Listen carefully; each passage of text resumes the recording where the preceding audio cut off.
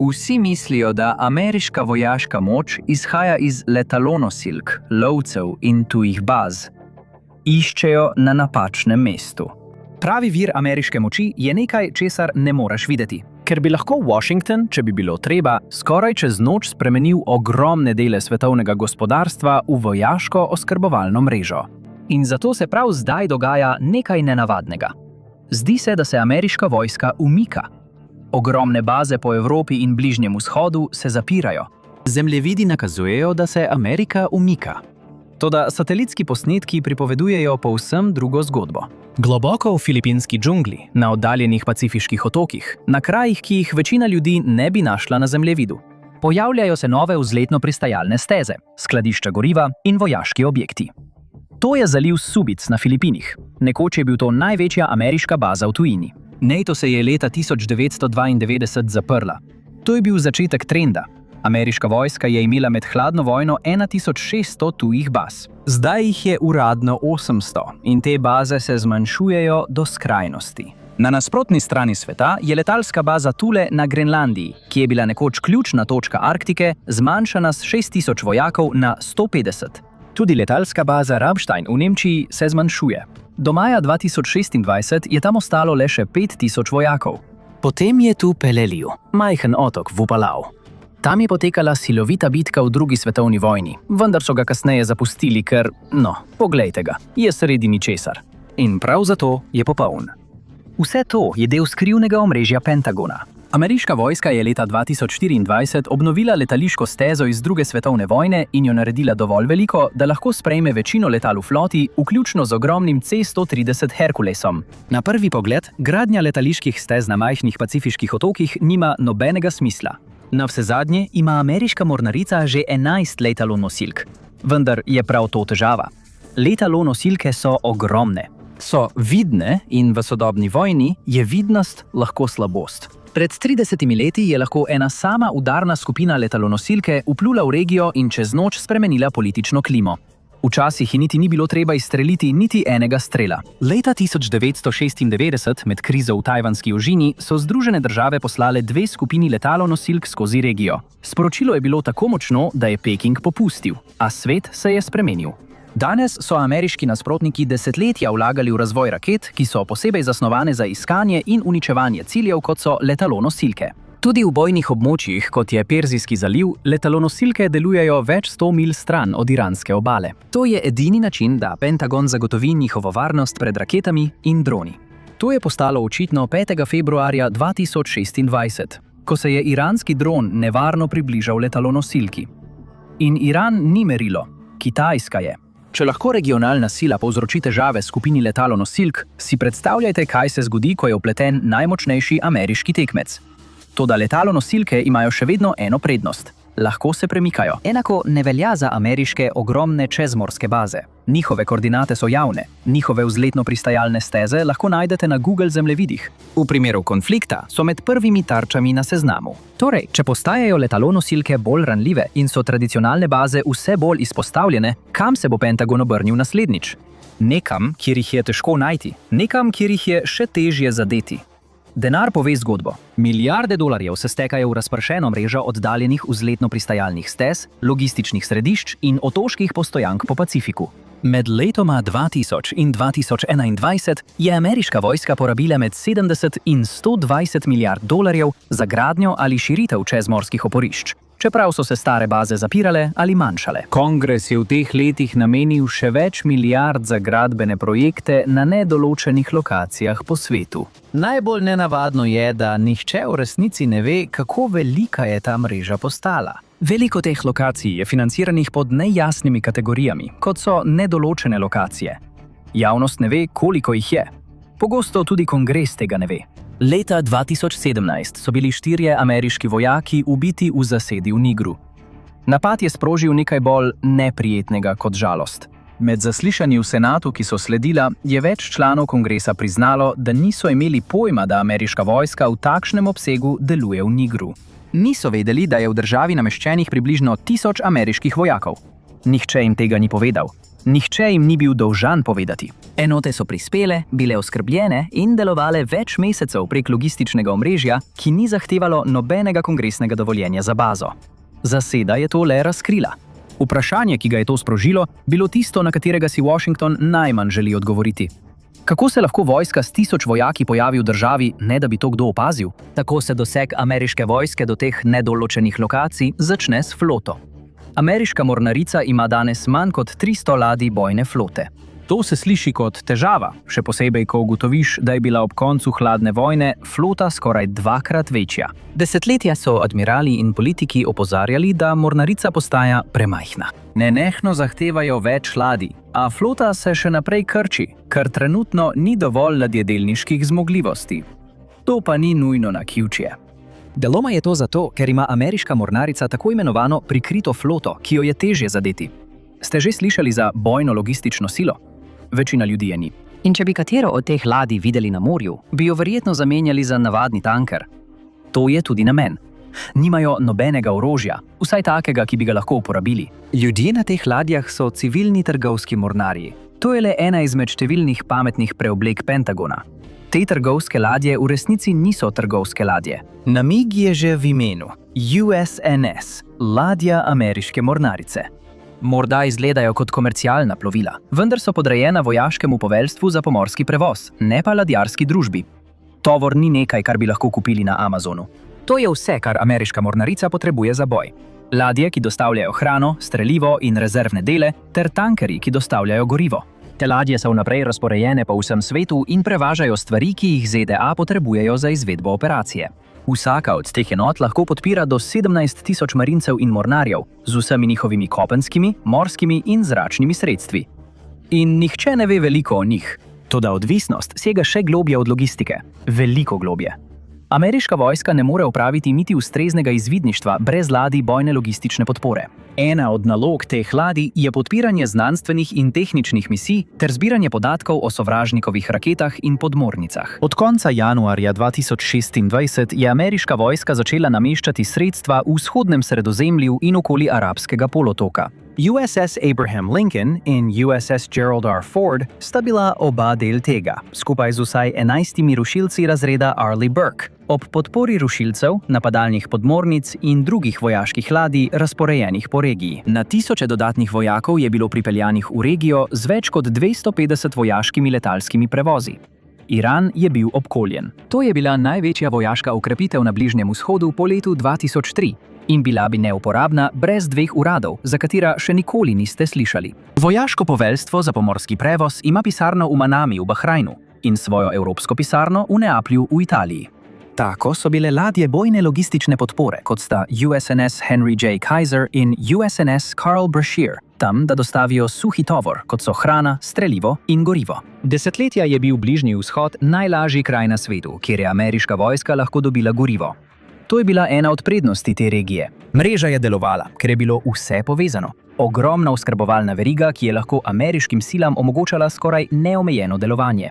Toda, ko je ta mreža pod pritiskom, se posledice hitro razširijo. Nenadoma goriva ni bilo tam, kjer bi moralo biti. Ladje, ki se običajno premikajo, niso mogle delovati svobodno. Ladje, ki so bile posebej opremljene za pretovarjanje goriva v tankerje ameriške mornarice na morju, so bile ujete. Kormuška ožina je postala najdražje ozko grlo na svetu. Zato se je mornarica morala prilagoditi. Namesto da bi se zanašala na stalna pristanišča, se zdaj močno opira na civilne tankerje za surovo nafto, kot je razred Henry J. Kaiser. Ladje, ki delujejo daleč od obale in neprestano oskrbujejo vojne ladje z gorivom med plovbo. Ena ladja pripluje, da prenese gorivo, druga odpluje, ko napolni rezervoarje in cikel se ponavlja, medtem ko se vir goriva zmanjšuje. To je pomembna lekcija, ki se je mora ameriška vojska naučiti. Vsak spopad s Kitajsko zaradi Tajvana bi to težavo še povečal. Dobra novica za ameriško mornarico je, da je bil ta sistem preizkušen v sodobnih operacijah in se je izkazalo, da še vedno deluje. Vsaka oskrbovalna ladja lahko prevaža približno 25,7 milijona litrov goriva, kar je dovolj za več kot 5000 ur neprekinjenega leta letala Boeing 747.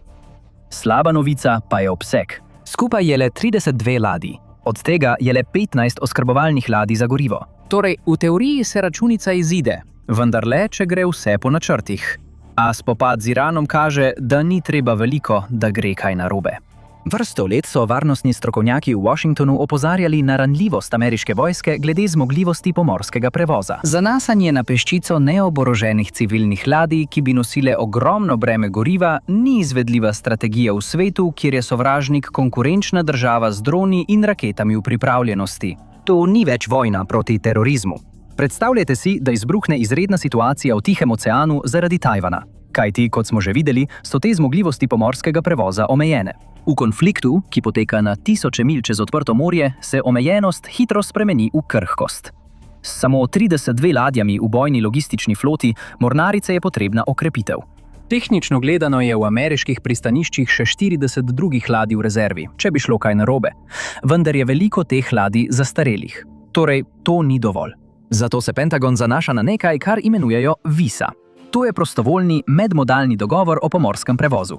V svoji sodobni obliki je bil ustvarjen leta 1997 in je eden najmanj razumljenih delov ameriškega vojaškega logističnega sistema. Ko pride do krize, lahko ameriška vlada uporabi zasebne ameriške trgovske ladje pod ameriško zastavo in komercialne ladijske zmogljivosti. Te ladje so na voljo ameriški vojski za uporabo v nujnih primerih. In med vojno se takoj aktivirajo. Morajo. Če ladjarsko podjetje vključi plovilo v program VISA, se zaveže, da bo ta ladja na voljo ameriški vladi. Ko se program VISA aktivira med nacionalnimi izrednimi razmerami. V tistem trenutku imajo vojaške transportne zahteve prednost pred običajnim komercialnim razporedom. Pentagon tem ladjam ne plačuje neposredno, vendar je nagrada še vedno precejšnja. Njihovi lastniki dobijo prednost pri prihodnjih pogodbah za prevoz tovora z Ministrstvom za obrambo v času miru. Zato se je 90% vojaško uporabnih ladij v ameriški floti z ameriško zastavo prijavilo v program Sealift. V floti je zdaj 60 ladij in tam bodo ostale vsaj do leta 2035. S tem, ko Pentagon razširja svoj doseg na ameriško trgovsko floto, pridobi dostop do ogromnih komercialnih prevoznih zmogljivosti, 100.000 20-čeveljskih kontejnerskih enot, milijonov kvadratnih metrov prostora za težki tovor in milijonov ton svetovnega ladijskega prevoza. Nosilnost, ki se že vsak dan uporablja v mednarodni trgovini. Večina največjih svetovnih komercialnih plovil pluje pod tujimi zastavami, zunaj okvira programov kot je VISA. Teh plovil ni mogoče preprosto prevzeti. Namesto tega vpliv prihaja skozi nekaj veliko bolj subtilnega – pogodbe. V krizi lahko ZDA za ladijske zmogljivosti ponudijo več kot skoraj kdorkoli drug. Ne z zasegom ladij, ampak s plačilom za prednostni dostop do njih. To je precej pameten sistem, vendar ni nujno inovacija. Še nikoli prej ni bil aktiviran. Namesto tega je to kopija nečesa, kar letalske sile že počnejo in so to že uporabile. Ameriška vojska ima več kot 13.000 letal, daleč največ med vsemi vojaškimi silami na svetu. S tovornimi letali, kot je C-130, ki lahko premikajo vojake, vozila in težko opremo neposredno na prednje položaje.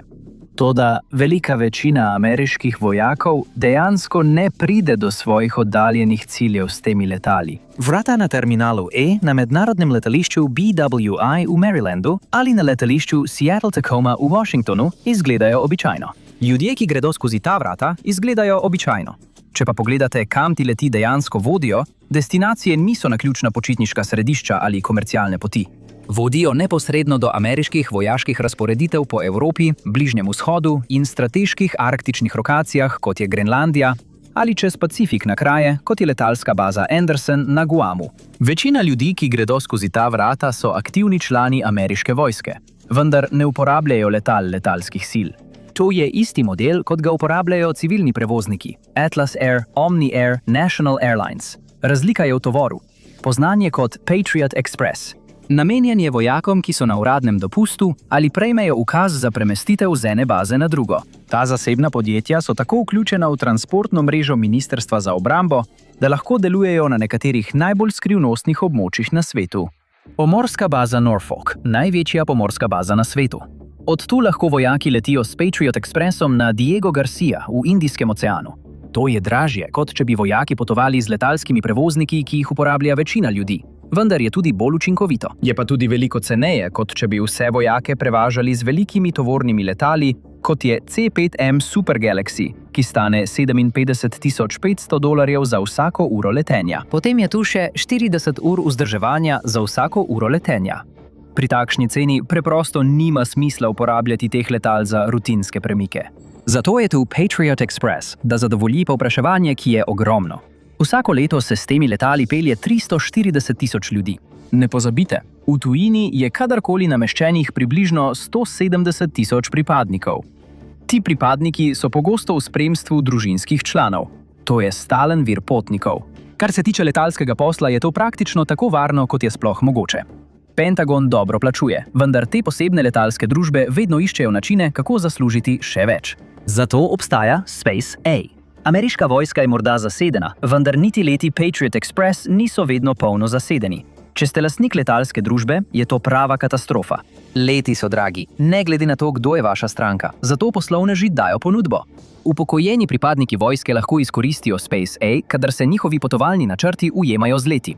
Dovoljeno jim je celo, da s seboj pripeljejo svoje hišne ljubljenčke na letalo. To je še ena prednost, če si veteran ameriške vojske. In še en način, da lastniki letalskih družb zaslužijo denar.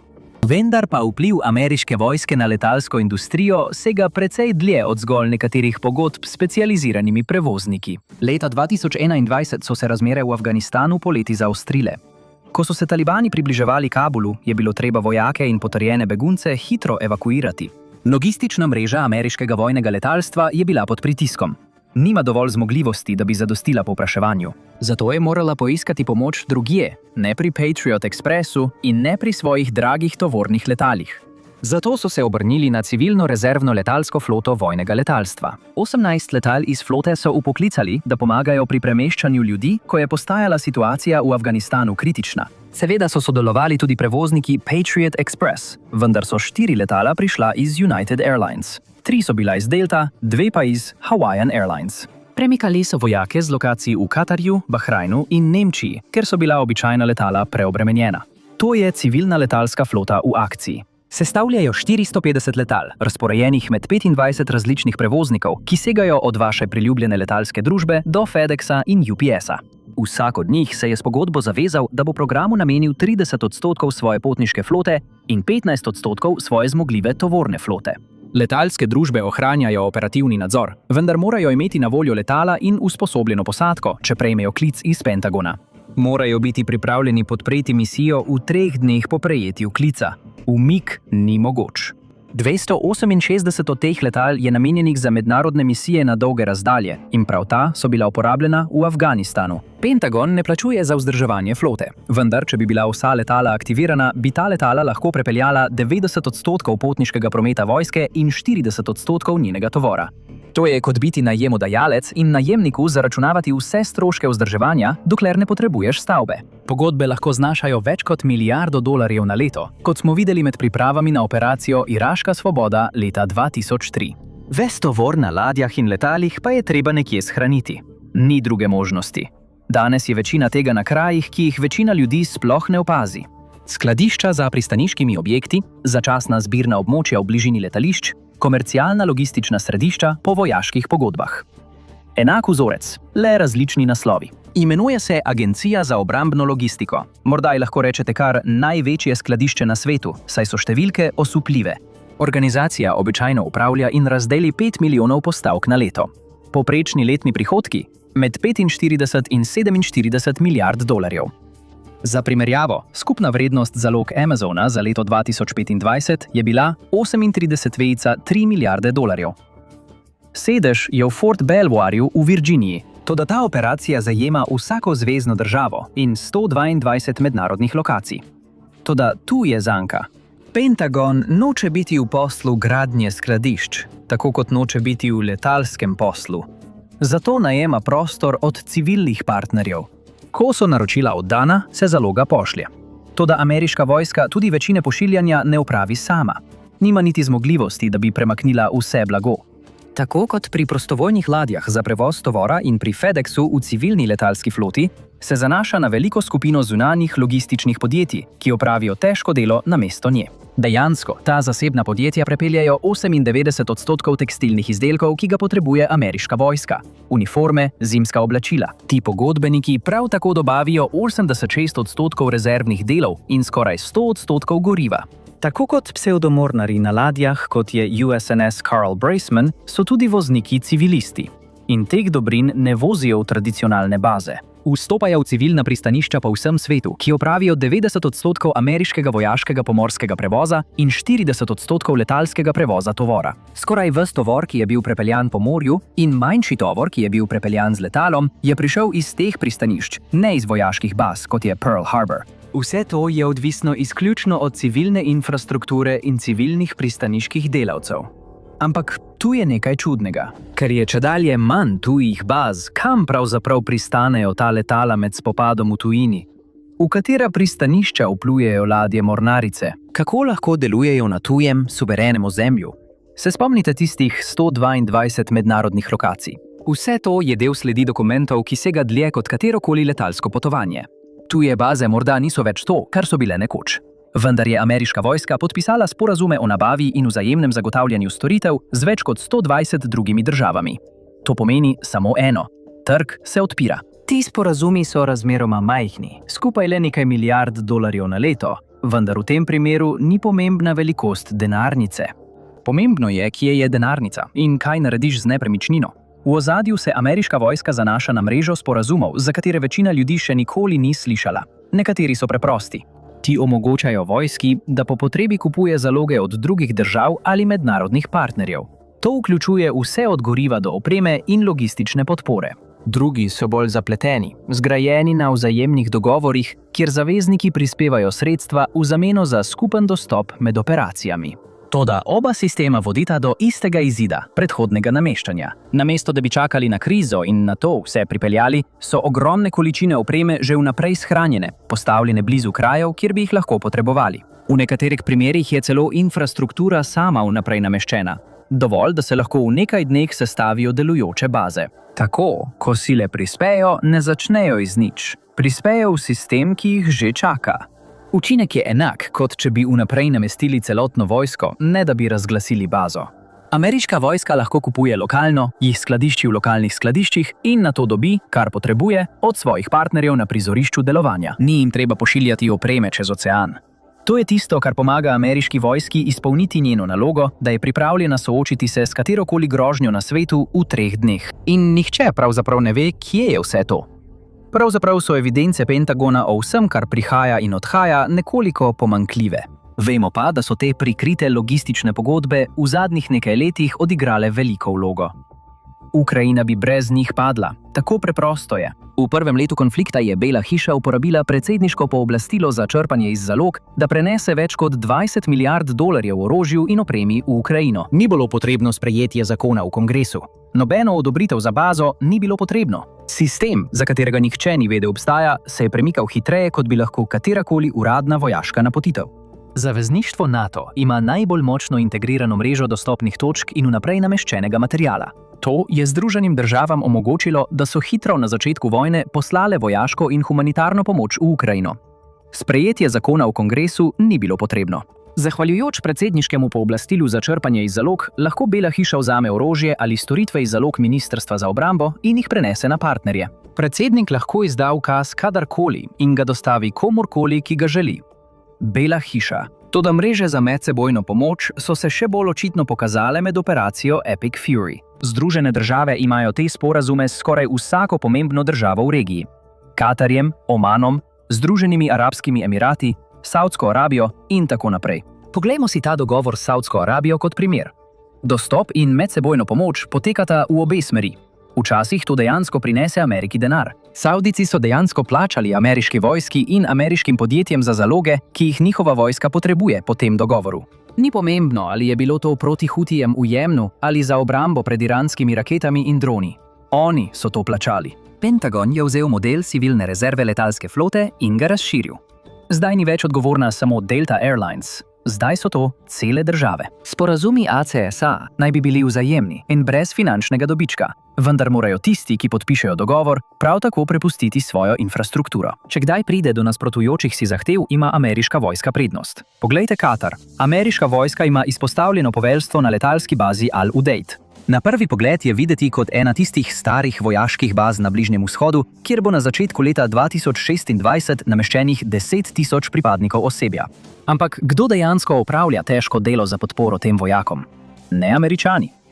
Agencija za obrambno logistiko kupuje in prejema vse blago poslano na te lokacije, vendar logistično delo opravlja Katar. Skrbi, da pristanišča nemoteno delujejo za prihod ladij in vzdržuje lokalno infrastrukturo za prevoz zalog. Ko so ameriške vojaške sile začele operacijo Epic Fury, so dobile prednostno pravico do teh pristanišč, cest in skladišč, ne le na bazi, ampak tudi na različnih lokacijah. Vse tveganje je bilo preneseno ravno ob pravem času.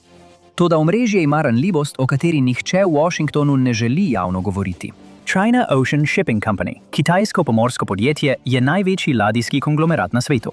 Je v državni lasti in njegove ladje vsak teden plujejo skozi ameriška pristanišča. Več pomembnih terminalov v ameriških pristaniščih ima kitajske naložbe ali operativno vpletenost, vključno s pristaniščem Long Beach, enim od dveh najbolj prometnih tovornih pristanišč na celotni zahodni obali. To je ista pristaniška infrastruktura zahodne obale, od katere je vojska odvisna za premikanje opreme in zalog proti Pacifiku. Toda imperiji, zgrajeni na pogodbah, imajo slabost, ki je imperiji, zgrajeni na ozemlju, nimajo.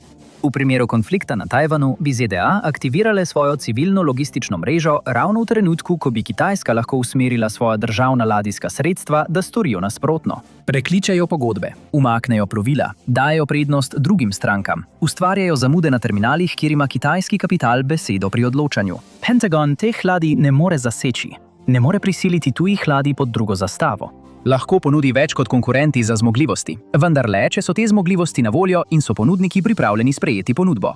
Omrežje, ki v mirnem času naredi projekcijo ameriške moči nevidno, postane vidno in krhko, ravno takrat, ko ga najbolj potrebujejo. Najmočnejše orožje je pogodba in pogodbe je mogoče prekiniti. Objekti, kot je Al-Udeid, so imeli svoj vrhunec v poznih 90-ih, vendar so v današnjem času raket, ki jih podpirajo poceni droni, lahke tarče. Iran je v zadnjih nekaj mesecih že nakazal, kaj prihaja. Do konca prvega meseca vojne je bilo 13 ameriških vojaških baz na Bližnjem vzhodu močno poškodovanih zaradi iranskih raket in dronov. Centralno poveljstvo je moralo razpršiti enote po regiji, da bi jih naredilo manj ranljive. In če lahko to stori Iran, se v Washingtonu vsi bojijo, kaj lahko Kitajska stori z bazami v Indo-Pacifiški regiji. Mora obstajati druga pot. In ta obstaja. Dejansko, te zasebne letalske družbe ne prevažajo le vojakov in drugega osebja Ministrstva za obrambo na baze, ki jih tarčajo iranske in kitajske rakete. Ameriška vojska je tako ogromna, da se je podala celo v hotelski posel. Največji je Air Force Inns z 89 lokacijami, vendar imajo tudi druge veje posebne nastanitve. Po vsem svetu je na voljo približno 82.000 sob, ki jih uporabljajo vojaki na začasni dolžnosti, pri stalnih premestitvah, rotacijah za usposabljanje in civilni pogodbeniki. Ti hoteli niso zanemarjene vojašnice. Vzemimo za primer tistega blizu letalske baze Incirlik v Turčiji. Lokacija ima svoje igrišče za golf in bazen, poleg tega pa je prijazna do hišnih ljubljenčkov. Ti hoteli so bili nekoč nekakšno skupno podjetje. Vojska jih je upravljala in v njih zagotavljala osebje s podporo civilnih pogodbenikov, ki jih je najela baza. Toda leta 2025 so ameriške zračne sile vsaj napovedale, da bo izvedla nekaj prestrukturiranja. Če se to sliši kot korporativni govor, tudi je. Zdaj išče zasebno podjetje, ki bi popolnoma prevzela upravljanje in upa, da bo imel partnerja do leta 2027. V letalski bazi Incirlik je morda okoli 20 jedrskih orožij, vendar je za Pentagon vključitev hotelske verige del načrta. Več izvajalcev bo moralo imeti dostop do še bolj oddaljenih lokacij, da bi dolgoročno uspela selitev ameriške vojske stran od velikih baz, saj se te pojavljajo povsod. Peleliu je bil le ena izmed njih. Satelitski posnetki so leta 2019 zaznali nekaj nenavadnega na otoku Balibag na Filipinih. Do leta 2024 se je preoblikoval v povsem novo oporišče z dvomilsko vzletno pristajalno stezo. Tehnično naj bi bila namenjena humanitarnim in reševalnim namenom. Vendar si samo oglejte geografijo in boste videli, kaj so imeli graditelji v resnici v mislih. Balibag je najbolj zahodni otok na Filipinih. Z drugimi besedami, to je popolno mesto za ameriško vojsko, da nadzoruje in po potrebi posreduje proti kitajskim utrjenim otokom v otočju Spratly. A kar je najpomembneje, te razpršene baze delujejo tudi obrambno. Poglejte samo lokacijo Balibaga. Je dlje od kitajske celine, kar pomeni, da jo je veliko lažje zaščititi pred raketami in droni, kot baze, kot je letalska baza Kadena na Okinavi, z 20.000 pripadniki vojaškega osebja. Prav tako povzroči precej manj škode, če rakete in droni zadenejo cilj. V bistvu gre za vzletno pristajalno stezo, nekaj skladišč in majhno število vojakov, ki se izmenjujejo. Če je Kadena poškodovana, je to katastrofa. Če ena od teh mikrobaz odpove, so na voljo druge, ki jo lahko nadomestijo. Ballybag je le ena od teh razpršenih baz. Ameriška vojska je leta 2014 s Filipini podpisala sporazum o okrepljenem obrambnem sodelovanju, EDCA. Na Filipinih je zdaj 9 lokacij, razporejenih po vsej državi. Kitajska bi v preteklosti lahko napadla zaliv Subic in ohromila delovanje ameriške vojske v Južno-Kitajskem morju. Zdaj so ZDA razpršile svoj portfelj. Pravzaprav je bil EDCA tako uspešen, da je Washington to idejo prenesel celo na najbolj odročne kraje. Zato so Peleliu obnovili. Verjetno ne bi bil prizorišče bitke med ameriško in kitajsko mornarico, kot je bil v drugi svetovni vojni. Predaleč je od Kitajske, da bi imel smisel kot bojišče. Toda prisotnost letališča omogoča ameriški vojski, da hitro dostavi zaloge in se umakne na varnejšo razdaljo. Obstaja še ena velika prednost strategije razpršenih baz. Politika je veliko bolj ugodna. Baze iz časa hladne vojne, kot sta Kadena ali Ramstein, so bile že leta sporne. So središča lokalne državljanske nepokorščine. Vsako leto domačini na Okinavi protestirajo proti ameriškim bazam. Leta 2018 je 70 000 ljudi odšlo na ulice, čeprav so se napetosti med Japonsko in Kitajsko hitro stopnjevale. Ampak kdo bo protestiral proti vzletni stezi in nekaj skladiščem sredi ničesar? Seveda ima Washington te nove oporišča zelo rad. Torej, Peleliu ni edino nekdanje bojišče iz druge svetovne vojne, ki ga obujajo. Ameriška vojska obuja tudi Northfield na otoku Tinian v severnih Marijanih. Pri tej strategiji oporišč pa manjka samo ena stvar. Na prvi pogled je to lahko videti kot razdrobljen, skoraj pristop po načelu naredi sam globalni vojaški razporeditvi. Ampak to je ravno bistvo, saj se Pentagon odmika od tega, da bi vse počel sam. To je otok Yap v federativnih državah Mikronezije. Nahaja se med ameriškimi bazami na Guamu in Palau, ameriške letalske sile pa jih otok zanima dovolj, da so zaprosile za $400 milijonov za ta majhen otok.